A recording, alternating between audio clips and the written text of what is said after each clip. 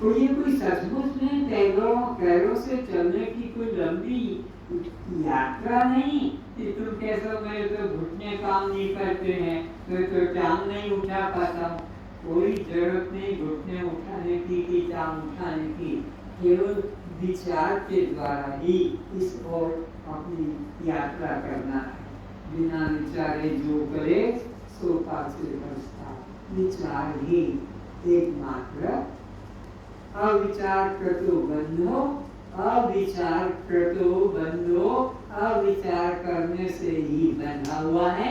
विचारेण मोक्षो भवति, और विचार से ही मुक्त हो जाता है। तो इतना ही कि तुमको करना होगा। गुरु ने तो रास्ता बताया दिया कि जो मेरा है वो कभी मैं हो, बस ये फार्मूला, ये सूत्र तुमको कंठस्थ करा दिया कि जिस जिसको मेरा मेरी मेरे का वो कभी भी मैं हो सकती नहीं, हो सकता नहीं, वो मेरा कभी नहीं है। विचार करना है। कैसे विचार होगा? भजन करने से। तेरा सुंदर दरबार देखा कि भजन कर लिया, हो गया कल्याण, फिर आप क्यों बैठे हो? जाओ उसी में रहो। दला फाड़ रहे हैं, सबको उसी में लगा रहे हैं। हमने किसके लिए रो, किसके लिए चिल्लाओ? तुमने तो सुंदर दरबार देख लिया, जिसको सब अभी सबको लोगों को दर्शन भी करा दिए कि क्या सुंदर दरबार है।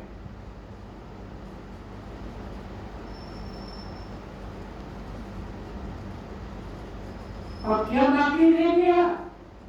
अब क्या बाकी रह गया? जवाब दो मुझे। अब किसकी चर्चा करूं, किसकी बात बताऊं? तुम तो वहां पहुंच गए जहां कोई व्यक्ति पहुंच नहीं पाता।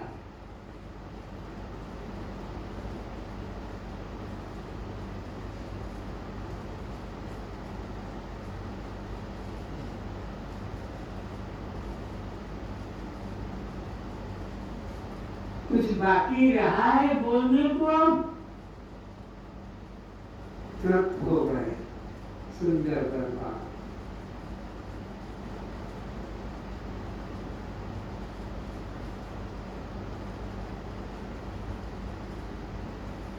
तो अपने वास्तविक स्वरूप को पहचानना है, बाकी सब समय बर्बाद करना।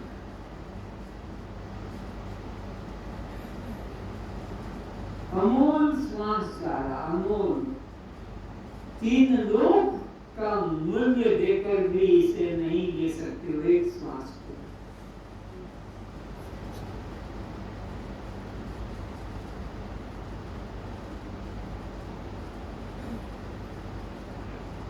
तो अपने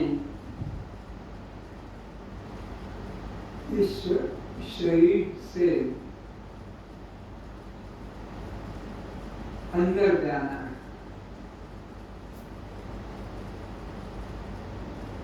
5 कोटे पार करना है, 5 दीवारें पार करना है। जैसे नारियल के झाड़ में ये जैसे बल्ब लटक रहे हैं, इस झूमर में 5-10 तरह के, तो वहां से एक नारियल तोड़ के लाते हैं। जंगल में नारियल के पेड़ से एक पेड़ से नारियल लाए, हरा हरा चिकना चिकना छिलका उस पर चिपका हुआ, उसको भी हटाया जाता है। तो दूसरा रेशे रेशे वाला नारियल का रूप आता है, जटा उसकी होती है, उसको भी तोड़ा जाता है। तो अंदर से वह नारियल का गिरी निकलती है। यहाँ तक 3 रूप आ गए। झाड़ से तोड़ा 1, छिलका निकाला ऊपर का 2, फिर उसको तोड़ा नंबर 3, फिर उसको घिसा पीसा 4, फिर उसको उबाला 5, तब तेल निकल कर आएगा। तो नारियल का तेल 5 कोशों के भीतर छुपा है। नारियल का तेल 5 आवरणों को हटाने के बाद वो फिर प्राप्त होता है। ऐसे ही परमात्मा आत्मा अपना स्वरूप 5 आवरणों को हटाना पड़ेगा। हम तो इसी आवरण में फंस गए, इसी को ही मैं मानकर रह गए।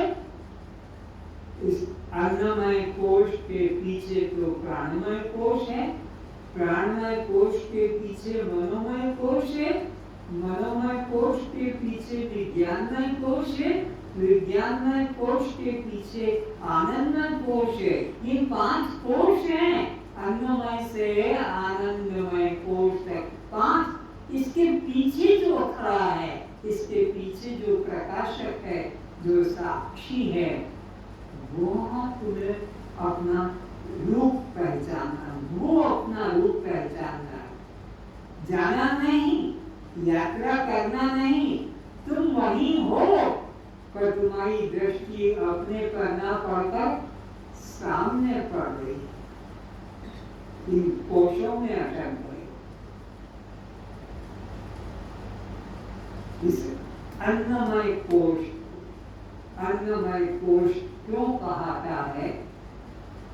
पिता माता ने अन्न खाया, अन्न खाने से उसमें रस बना, रक्त बना, मज्जा बना, मैद लाल बना, सप्तम धातु रज हुई। पिता माता के द्वारा जो अन्न खाया जाता है, हम तुम के द्वारा जो अन्न खाया जाता है, अभी भी चाहे छोटी उम्र भी है, शादी भी नहीं की, तब भी वो क्रम तो प्रकृति का चल ही रहा है। पुरुषों के अंदर वह वीर्य रूप में, स्त्रियों के अंदर रज रूप में वो चल रहा है। चाहे शादी करो तो, शादी ना करो तो, वो प्रकृति अन्न जब तक खाओगे उसका ही परिणाम बनेगा। और जब योग्य वर वधू स्त्री पुरुषों का संबंध होता है, तो वो जो स्त्री का रज होता है, वो मूत्र द्वार पर इंतजार करता है, पुरुष के वीर्य की प्रतीक्षा करता है और उसका स्वागत करके अपने अंदर गर्भ में लेकर उसको विश्राम कराता है, स्वागत करता है। स्त्री का रक्त पुरुष के वीर्य का स्वागत करने के लिए योनि द्वार पे आ जाता है बाहर गर्भ से, और लेकर अंदर चला जाता है। वहाँ 9 महीने तक वह विश्राम करता है और फिर वह आकार रूप में, शरीर रूप में बाहर आता है। तो यह एक अन्नमय कोश कहलाता है। और फिर वही पुरुष जो 9 महीने गर्भ में रहा वीर्य रूप में, जो पुरुष वीर्य रूप से अंदर गया, 9 महीने रहा, वही फिर बाहर आकर मां के स्तनों का पान करता है। पुरुष, पति, जिसको कहते हैं पति कहो, पुरुष कहो, गर्भ में बेटा बन के रहा और वही बेटा बेटी बन के फिर आकर दूध पीता है और फिर उसके द्वारा उसका जीवन चलता है। और वहां पर बाहर आकर उसका नाम, रूप, जाति, आश्रम संबंधी विकार, जन्म, मरण, ये 7 प्रकार के इस पे आवरण आ जाते हैं। हर शरीर में 7 प्रकार के आवरण रखे हैं। नाम है, रूप है, जाति है, आश्रम है, संबंधी है, परिणाम है, लंबा छोटा दुर्बल मोटा, और जन्म और मरण। ये 7 धातुओं का तुम्हारा हमारा शरीर। ये सबसे निकृष्ट अवस्था, सबसे नीच अवस्था में सब जी रहे हो। सब उसी नीच अवस्था में जियो जो गंदी से गंदी धातु थी पत्नी की, और पति की उस गंदे से गंदे बने शरीर को क्या सजा रहे हो, क्या सजा रहे हो, और क्या विमोह हो रहे हो। उसी के ऊपर अपने शरीरों को देख के लटक झटक रहे हो, दर्पण में बार बार जाते हो, बाल बनाते हो, सेव करते हो, और उस क्रीम पाउडर इतनी गंदी, छूने योग्य नहीं, सूंघने योग्य नहीं रज और वीर्य। अपना पुरुष का वीर्य अपने कपड़े पे, अपना रज स्त्री का अपने कपड़े पे लग जाए तो जब तक धोएगा नहीं, साफ करेगा नहीं, उसको चैन नहीं आएगा, नींद नहीं आएगी। गंदे कपड़े हटा देगा, गंदी उस धातु को साफ करेगा, तब जाकर चैन। ऐसी गंदी धातु जो सूंघने योग्य नहीं, चाटने योग्य नहीं, छूने योग्य नहीं, पीने योग्य नहीं, देखने योग्य नहीं, क्रीम पाउडर की तरह चेहरे पर मलने योग्य नहीं, ऐसी गंदी धातु के बने इस शरीर को क्या सुंदर दरबार बना के बैठा है, क्या सुंदर अहंकार करके बैठा है, वो पागल हो रहा है। एक कार है। इसलिए ये अन्नमय कोश को अपना रूप मत जानो। ये मैं नहीं, ये मेरा नहीं, ये तो प्रकृति का विकार है, पंचभूतों का विकार है, 25 तत्वों का विकार है। इससे अपने को अलग करो। ये मैं नहीं, ये मेरा है। शास्त्र की भाषा में आकाश, वायु, तेज, जल और पृथ्वी, ये पंच महाभूत कहलाते हैं। ये मिलकर इस शरीर को घना जाता है, और तुम इस शरीर से बिल्कुल अलग हो। मकान बनाने वाला मकान से अलग होता है, कपड़े बनाने वाला कपड़े से अलग होता है, भोजन बनाने वाला भोजन से अलग होता है। ऐसे ही तुम पंचभूतों से अलग हो। ये पंचभूतों से तुम्हारा शरीर निर्मित होता है।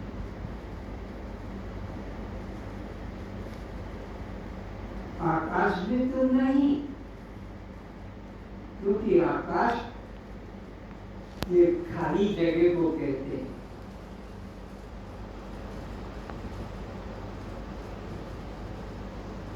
मटकी में हाथ डालो तो दीवार तुम्हें रोक देगी, क्योंकि दीवार है मटके में। अंदर जितनी जगह है हाथ घुमा दोगे। मकान में ज्यादा है और अधिक चल सकोगे, सड़कों पे और अधिक यात्रा कर सकोगे हवाई जहाज के द्वारा, ट्रेन के द्वारा, कार के द्वारा, खुली खाली जगह आकाश, ये तुम्हारा दृश्य है। आकाश को भी तुम देखते हो, बादल हो रहे हैं, पानी गिर रहा है, वर्षा हो रही है, सूरज चमक रहा है, चंद्रमा रात्रि को रोशनी दे रहा है, वायु गति कर रही है, पक्षी गति कर रहे हैं। तो ये दृश्य है।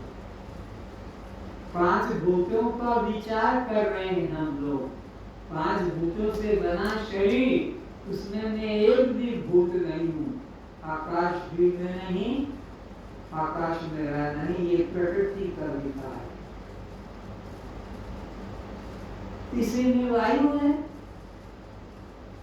आकाश किसी में वायु निकला है, इसी में वायु भी कभी आंधी तूफान की तरह चलता है, कभी सामान्य रूप से चलता है, कभी मंद गति से, कभी तीव्र गति से, कभी समाज की दुर्गंध लेकर बहता है, तो कभी बगीचे के सुंदर पुष्पों की सुगंध लेकर बहता है। इसको भी तुम देखते हो, इसको भी तुम जानते हो। कभी आंधी तूफान की तरह और कभी मंद गति से चलते हैं, तो कहते हैं दम घुट रहा है, थोड़ा पंखा चलाओ, श्वास लेने में कठिनाई हो रही है, हवा नहीं आ रही है, हवा बंद हो गई है। हवा सामान्य गति से तो चलती ही है, नहीं तो कोई जिंदा भी नहीं रह पाएगा। तो इस तरह से यह वायु को भी तुम देखते हो, वायु को भी तुम जानते हो। तो वायु भी दृश्य है और तुम वायु के दृश्य हो। आकाश भी दृश्य और तुम आकाश के दृश्य। अब इसी तरह तेज को विचारो। ये जो सुबह देखते हो कि चमकता हुआ गोल चक्का, यह भी सूर्य कहलाता है, यह दृश्य है। इसको भी तुम जानते हो। कभी बादल के आवरण, सूर्य पे नहीं आता है कभी आवरण, सूर्य को कोई ढक नहीं सकता है, पर बादल घना छा गया तो तुम्हारी आंखों के ऊपर पर्दा आ गया और तुम्हारी आंखों की रोशनी बादल को चीर के बादल के पीछे सूरज को देख। सूरज तो अपनी जगह पर अपनी महिमा में झोंकता क्यों प्रकाश रूप है, उसमें कोई नहीं, तभी तुम्हारी आंखों के आगे बादल आ गया, तुम देख नहीं पाते हो। ये दृश्य और तुम उसके भी दृश्य। सूर्य भी दृश्य है और बादल भी दृश्य है और तुम्हारी आंख भी दृश्य है। आंख के माध्यम से बादल और बादल के माध्यम के पीछे वो सूर्य, तो ये भी दृश्य है। तो 5 महाभूतों में आकाश भी तुम्हारा दृश्य है, वायु भी तुम्हारा दृश्य है, तेज भी तुम्हारा दृश्य है। अब उससे उत्पन्न होने वाला जल का विचार करो। ये जो आकाश से गिरता है धार धार, बूंद बूंद, यह जल तत्व है। जब 2 वायु मिल जाती है तो उसके द्वारा जल की उत्पत्ति होती है और वह जल तुमको समुद्र के रूप में, नदी के रूप में, तालाब के रूप में, नहर के रूप में, कुएं के रूप में, हैंडपंप के रूप में प्राप्त होता है। ये जल तत्व, इसको भी तुम अनुभव करते हो। कहीं का जल मधुर लगता है, कहीं का जल कुछ नमकीन सा लगता है, दुनिया दुनिया लगता है।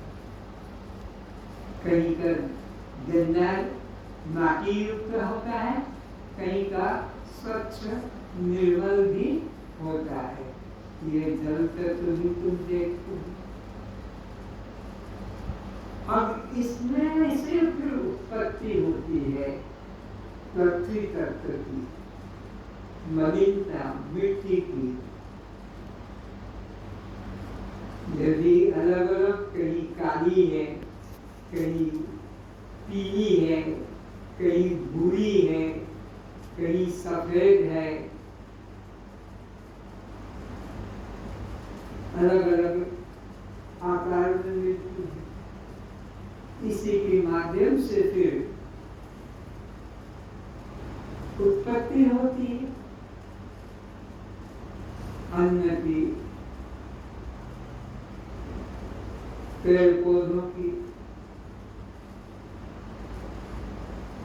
लताओं की। तो ये 5 महाभूत, आकाश, वायु, तेज, जल और पृथ्वी, इन 5 महाभूतों के क्षिति, जल, पावक, गगन समीरा, पंच रचित अति। अति, अति शब्द कहना था, अति कहते ना, अरे उसका अति प्रति, उसकी तो अति हो गई, उसकी अति का मतलब और उससे कुछ कहा नहीं जा सकता, आखिरी अवस्था। तो ये गंदगी की अति है। और तुमने सुंदर व्यवहार बना लिया, क्या चेहरा, क्या कपड़े, क्या दाढ़ी मूछ, क्या गाल, क्या नाक दांत, क्या नीच अवस्था में आ गए। छी छी छी छी छी, इतना गंदा कि शास्त्र अति कहता है, गंदियों का पीछा। और सब जगह एक एक गंदी होगी, मूत्रालय में मूत्र होगा,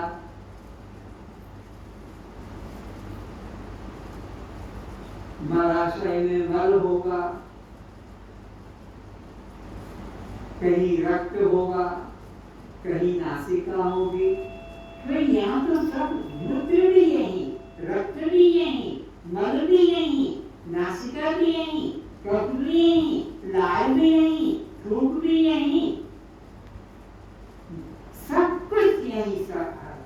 इसलिए का अति अधम शरीर। और इसको हम, उसमें हम रहकर अपने को बड़ा गर्व कर रहे हैं।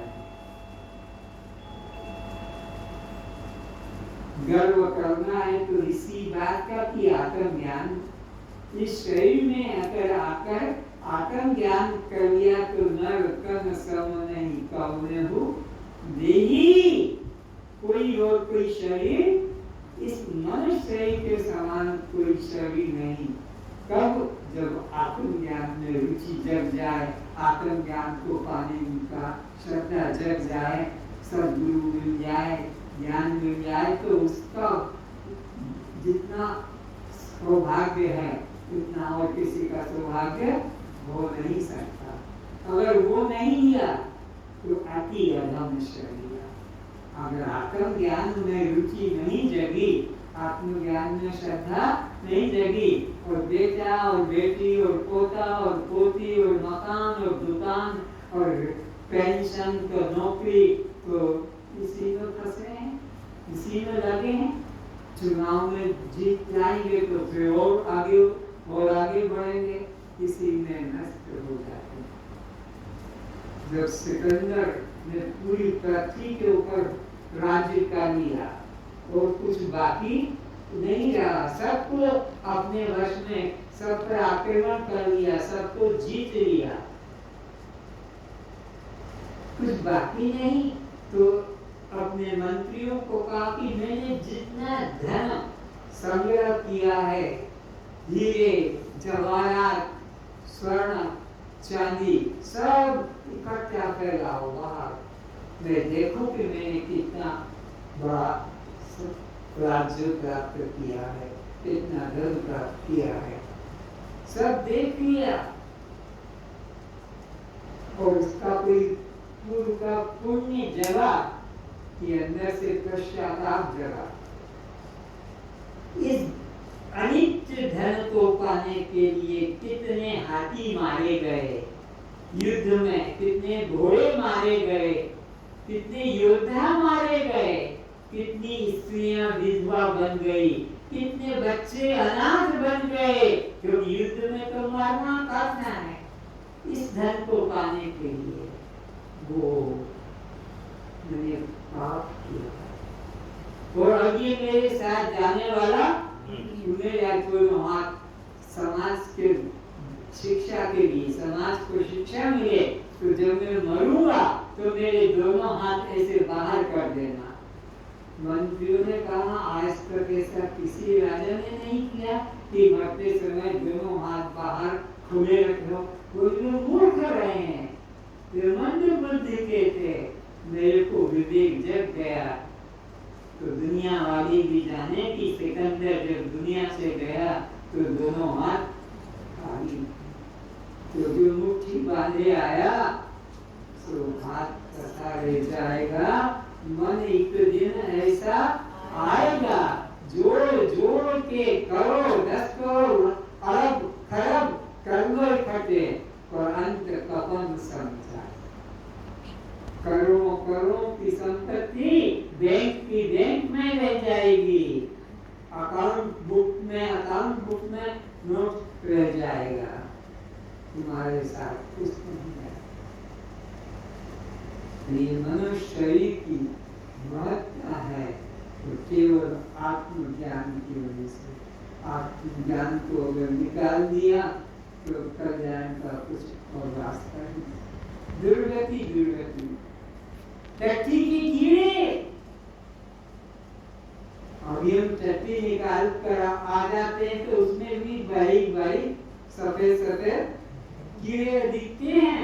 नाली में भी कीड़े दिखते हैं, गटर में कीड़े दिखते हैं। ये हम होंगे नाली के कीड़े, गटर के कीड़े, टट्टी के कीड़े, रक्त के कीड़े, सब में तो जीव हैं, सब योनियों में। अगर ये मनुष्य जीवन हाथ से चला गया तो यही गति होगी। इसलिए श्वास श्वास में नाम सुमिर, वृथा श्वास मत खो, न जाने इस श्वास का आवन हो न हो। इसलिए हर श्वास में ही प्रभु का स्मरण करते रहो। उधर उधर की व्यर्थ बकवास बातें करके जीवन को नष्ट मत करो। कितना जीवन नष्ट कर दिया, तेरी मेरी निंदा स्तुति करके क्या मिला। इसलिए केवल प्रभु का चिंतन, आत्मचिंतन जितना जरूरी है, जो हमारे बिना न चल सके उतना कर लो। हमारे बिना चलता है तो उधर से मुख मोड़ लो, हमारे बिना जो काम चल जाता है उससे मुख मोड़ लो। हमारे बिना न चले तो करके अपने अंदर फिर वापस आ जाओ, करके अपने अंदर फिर वापस आ जाओ, बाहर मत रहो। हम लोग को बाहर रहने की कि कभी हमारा गुरु आज्ञा आधे घंटे का दे दिया है कि 15 मिनट का, ये पूरा जब होगा तब हम बाहर जाएंगे। हम उसको पूरा करने में कैसे निकालने में लगे रहते हैं कि कैसे जल्दी से एक गीता पूरी हो जाए, कैसे एक गीत हमारा पाठ पूरा हो जाए, कैसे रामायण का एक कांड पूरा हो जाए और हम संसार के भोगों में मस्ती लेंगे। इस तरह से अपने मन को जितना जरूरी है संसार में, जो संसार का काम खत्म होते ही अपने अंदर में वापस लौट आओ। इस तरह से जीवन को बचाओ।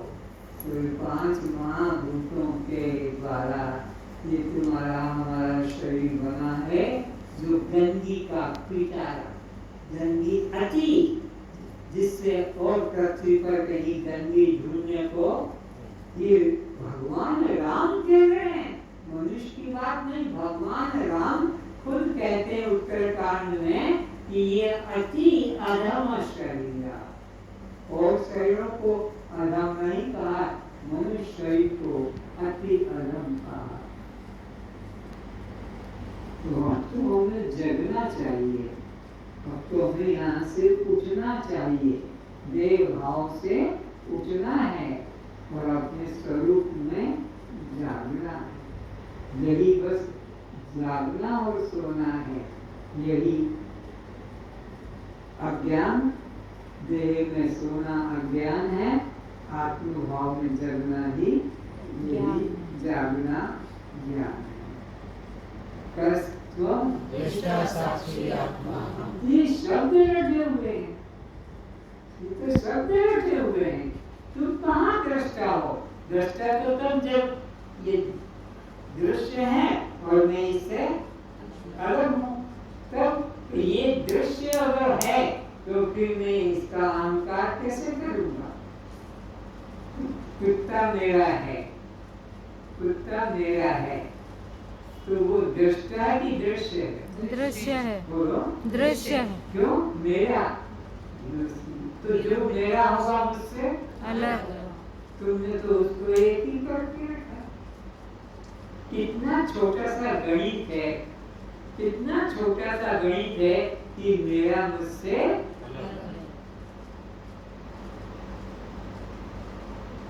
बच्चा भी जितना, मेरा पेन कहाँ है, मेरी चड्डी कहाँ है, मेरा कपड़ा कहाँ, मेरा मेरा बच्चा भी जानता है कि मैं से मेरा चड्डी, मेरा पेन, मेरा कपड़ा, मेरा कुर्ता, मेरी पुस्तक, मेरा बस्ता अलग है। बच्चा भी जानता है कि मैं से मेरा, लेकिन ये बूढ़े होकर मर रहे हैं, लेकिन तब भी इस मेरा को ही मैं मानकर जी रहे। बूढ़े होकर मरने की अवस्था बैठी सबकी, इसकी भी, लेकिन मेरा को मैं करके जी रहे, मेरा को मैं मानकर बैठे। यही तो फिर 84 का चक्कर। इसलिए जिसको मेरा एक बार जान लिया, वो मैं कैसे हो सकता हूँ?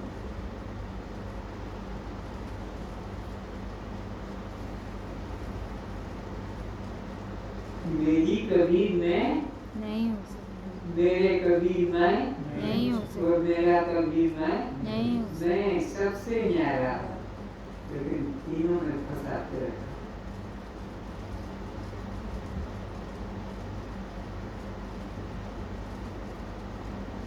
इन्हीं 5 महाभूतों के द्वारा और विस्तार हुआ। आकाश का विस्तार, वायु का विस्तार, फिर तेज का भी विस्तार, फिर जल का भी विस्तार और पृथ्वी का विस्तार हुआ। पहले तो एक मात्र शून्य आकाश, उसके विस्तार से फिर वायु, फिर तेज, फिर जल, फिर पृथ्वी। फिर इन आकाश के फिर 5 विभाग बन गए। शोक, काम, क्रोध, मोह और भय एक आकाश में। फिर ये पंचीकरण हो गया। एक आकाश में वायु ने अपना भाग मिलाया, तेज ने अपना भाग मिलाया, जल ने अपना भाग मिलाया और पृथ्वी ने भाग मिलाया। आकाश में, आकाश का अपना मुख्य भाग था आधा, और आधे में इन चारों ने 1/4 और मिला दिया, तो ये 5 बन गए। शोक, काम, क्रोध, मोह, भय। आकाश का जो आधा हिस्सा था उसके द्वारा तो शोक बन गया। इस शरीर में शोक पैदा हो रहा है, किसमें? आकाश में। और उसमें फिर काम, क्रोध, मोह, भय, ये वायु, तेज, जल और पृथ्वी का 1/4 भाग मिल जाने से वह 5 तत्व हो गए। आकाश में 5 गुण पैदा हो गए। शोक, काम, क्रोध, मोह, भय। फिर वायु का इसी प्रकार अपना आधा भाग था, और आकाश ने और तेज ने, जल ने और पृथ्वी ने अपना अपना हिस्सा मिलाकर उसी में प्रसारण, धावन, वलन, चलन, अंकुचन, ये 5 धर्म इसमें आ गए।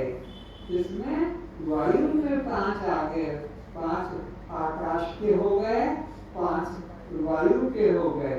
अब तेज का भी इसी प्रकार अपने आधा भाग तेज का था, बाकी आधे में आकाश है, वायु है और जल है और पृथ्वी है। इन्होंने मिलाकर इसमें 5 तत्व फिर पैदा कर दिए। भूख, प्यास, आलस्य, निद्रा 5 तत्व है। आकाश के अंदर 5, वायु में 5 और तेज में भी 5। तो क्षुधा, तृषा, कांति, कांति, आलस्य और निद्रा, ये 5 इसमें आ गए। फिर इसी तरह जल का पंचीकरण में भी आधा अपना भाग जल का था, बाकी भाग आकाश का मिला, वायु का मिला, तेज का मिला और पृथ्वी का मिल गया। जल का तो अपना आधा हिस्सा था ही, तो फिर इसमें लाल, श्वेत, मूत्र, रजवीर्य, रक्त, ये 5 फिर तैयार हो गए। अब आ गया पृथ्वी का अपना हिस्सा, आधा तो था ही, आधे को ढक दिया किसके द्वारा? आकाश, वायु, तेज, जल के द्वारा। तो क्या बन गया? आकाश का अपना जो था ईश्वरी में, ये जो है प्रकाश कठोर है जो है केश, त्वचा, केश, त्वचा, नाड़ी, मांस, हाड़, ये 5 ये हो गए। इस तरह से 5 महाभूतों के पंचीकरण के द्वारा 25 तत्व का आपका हमारा केवल स्थूल शरीर बन गया। 25 तत्व इसमें बन गए और इन 25 तत्वों का पिंड बन गया है। ये नाम, रूप, जाति, आश्रम, संबंध, परिणाम और जन्म और मरण, ये विकार 7 इसके हो गए। तो ये विचारो कि ये 5 भूत भी में नहीं और ये 25 तत्व भी में नहीं और इसके 7 अभिमान, नाम, रूप, जाति, आश्रम, संबंध, परिणाम, जन्म, मरण, ये भी मेरे नहीं। मैं इन सबसे अलग, सबसे न्यारा,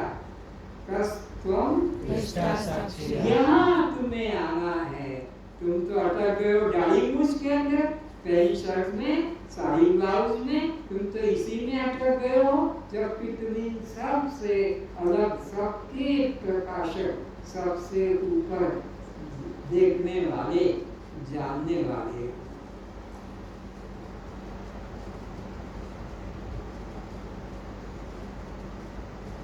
शंकराचार्य जी